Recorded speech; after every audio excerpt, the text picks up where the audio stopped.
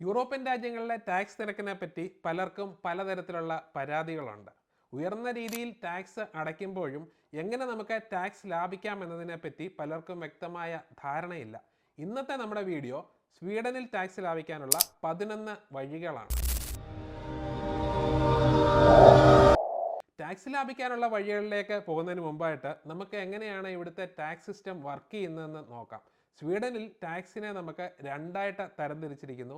ഒന്നാമതായിട്ട് മുനിസിപ്പൽ ടാക്സും രണ്ടാമതായിട്ട് നാഷണൽ ടാക്സും. വരുമാനമുള്ള എല്ലാവരും അടയ്ക്കേണ്ട ഒന്നാണ് മുനിസിപ്പൽ ടാക്സ്. ഉദാഹരണത്തിന് നിങ്ങൾ മാൽമോയിലാണ് താമസിക്കുന്നതെങ്കിൽ നിങ്ങളുടെ നികുതികൾ മാൽമോ സിറ്റി കൗൺസിലിലേക്കാണ് പോകുന്നത്.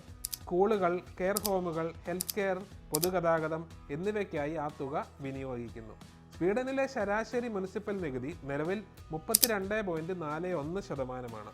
എന്നാൽ നമ്മൾ താമസിക്കുന്ന സ്ഥലത്തെ ആശ്രയിച്ച് ഇത് 35.3% വരെ ഉയരാം. ജോലി ചെയ്യുന്ന സ്ഥലത്തെ അടിസ്ഥാനമാക്കിയല്ല, മറിച്ച് നമ്മൾ താമസിക്കുന്ന സ്ഥലത്തെ അടിസ്ഥാനമാക്കിയാണ് ഇത് കണക്കാക്കുന്നത്. അതുകൊണ്ട് തന്നെ നികുതി കുറഞ്ഞ മുനിസിപ്പാലിറ്റിയിലേക്ക് താമസം മാറുന്നത് വഴി നികുതി ഇനത്തിൽ നല്ലൊരു തുക ലാഭിക്കാൻ സാധിക്കും.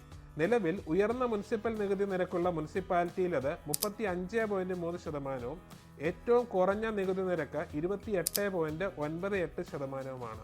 അതായത് ഏതാണ്ട് 6%-ഓളമാണ് വ്യത്യാസം. ഇനിയും ഇതിനെല്ലാം പുറമെയാണ് നമ്മൾ നാഷണൽ ടാക്സ് അടയ്ക്കേണ്ടത്. 2024 നികുതി നിരക്ക് പ്രകാരം 52,150 സ്വീഡിഷ് ക്രോണറിന് മുകളിൽ വരുമാനമുള്ള എല്ലാവരും 20% നാഷണൽ ടാക്സ് അടയ്ക്കാൻ ബാധ്യസ്ഥരാണ്.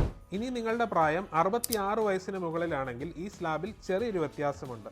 61,100 സ്വീഡിഷ് ക്രോണറിന് മുകളിൽ വരുമാനമുള്ളവർ മാത്രമാണ് നാഷണൽ ടാക്സ് അടയ്ക്കേണ്ടത്. സ്വീഡനിലെ ടാക്സ് സിസ്റ്റത്തെ പറ്റി ചെറിയൊരു ഐഡിയ ലഭിച്ചെന്ന് കരുതുന്നു. ഇനി നമുക്ക് ടാക്സ് സേവ് ചെയ്യുന്നതിനെ പറ്റി ചിന്തിക്കാം. ടാക്സ് ലാഭിക്കാനുള്ള 11 മാർഗങ്ങളിൽ ഒന്നാമത്തെ മാർഗം എന്ന് പറയുന്നത്, നിങ്ങൾക്ക് ജോലിയുടെ ഭാഗമായിട്ട് ഒരു കമ്പ്യൂട്ടറോ ടാബ്ലറ്റോ വാങ്ങേണ്ടി വന്നാൽ അതിനുള്ള തുകയ്ക്ക് ടാക്സ് റീഫണ്ടിന് അപേക്ഷിക്കാം. ഒരു കാര്യം ശ്രദ്ധിക്കേണ്ടത്, നിങ്ങളുടെ എംപ്ലോയർ കമ്പ്യൂട്ടറോ ടാബ്ലറ്റോ നൽകിയിട്ടില്ലെങ്കിൽ മാത്രമേ ഇത്തരത്തിൽ റീഫണ്ടിന് അപേക്ഷിക്കാൻ സാധിക്കുകയുള്ളൂ. ഇനി രണ്ടാമത്തെ മാർഗമാണ് ജോലി സംബന്ധമായ ബുക്കുകൾ വാങ്ങുന്ന തുകയ്ക്കുള്ള ടാക്സ് റീഫണ്ട്. കമ്പ്യൂട്ടർ മാത്രമല്ല, ബുക്കുകളും പുസ്തകങ്ങളും ഇത്തരത്തിൽ വാങ്ങി അതിൻ്റെ ബില്ല് സൂക്ഷിച്ചാൽ ടാക്സ് ലാഭിക്കാം. മൂന്നാമത്തെ മാർഗം എന്ന് പറയുന്നത് നിർബന്ധിത സ്ഥലമാറ്റമാണ്. നിങ്ങളുടെ കമ്പനി നിലവിൽ ജോലി ചെയ്യുന്ന സ്ഥലത്തു നിന്നും നിങ്ങളോട് മറ്റൊരു ലൊക്കേഷനിലേക്ക് മാറാൻ പറഞ്ഞാൽ റീലൊക്കേഷൻ തുകയ്ക്ക് ടാക്സ് ലാഭിക്കാം. സാധനങ്ങൾ പാക്ക് ചെയ്യുന്നതും മൂവ് ചെയ്യുന്നതിനു വേണ്ടി വരുന്ന തുകയും ഇത്തരത്തിൽ ടാക്സ് റീഫണ്ടിന് അർഹമാണ്. അടുത്തതായിട്ട്, നിങ്ങൾ ജോലി ആവശ്യത്തിനായിട്ട് ഉപയോഗിക്കുന്ന ഫോണിൻ്റെ ബില്ല് ടാക്സ് റീഫണ്ടിന് വിധേയമാണ്. ശ്രദ്ധിക്കേണ്ട കാര്യം, അത്തരത്തിലുള്ള ഫോൺ കോളുകളിൽ നിങ്ങളുടെ സ്വകാര്യ ആവശ്യത്തിന് ഉപയോഗിച്ച കോളുകൾക്ക് നികുതി ഇളവ് ലഭിക്കുന്നതല്ല. അഞ്ചാമത്തെ മാർഗമാണ് വീട് വാടകയ്ക്ക് കൊടുത്തിരിക്കുന്നവർക്ക് ടാക്സ് ലാഭിക്കാനുള്ള മാർഗം.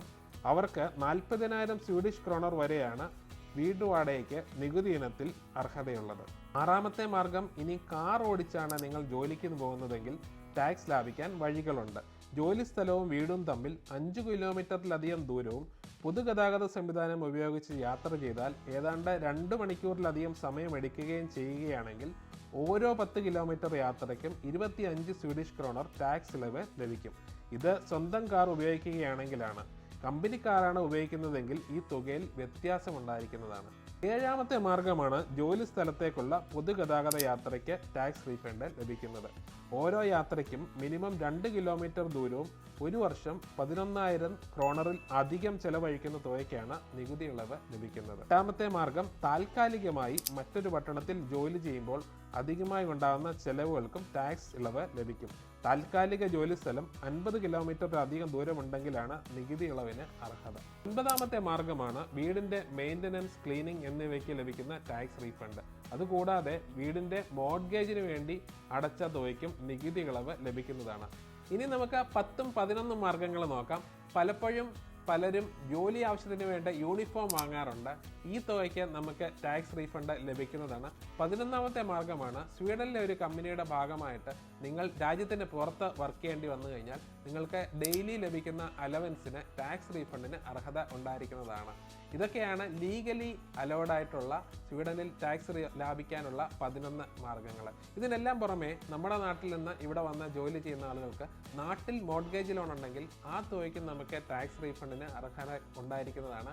അതും നമുക്ക് ഒരു വഴിയായിട്ട് 12ാമത്തെ വഴിയായിട്ട് കൂട്ടാവുന്നതാണ്.